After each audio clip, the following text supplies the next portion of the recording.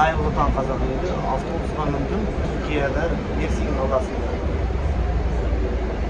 Bir қазақ әйел отыр. Әне.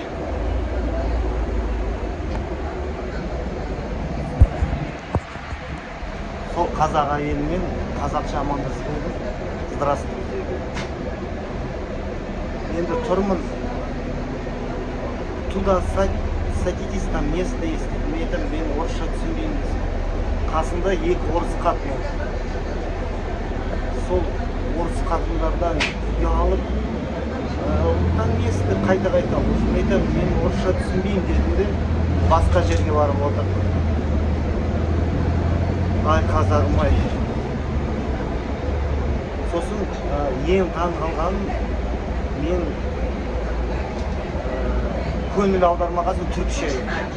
Енді қараңыздар, Түркияға келіп түрк тілін үйреніп алды, орысша сөйлейді, бірақ қазақ тілінде білсе де сөйлемейді.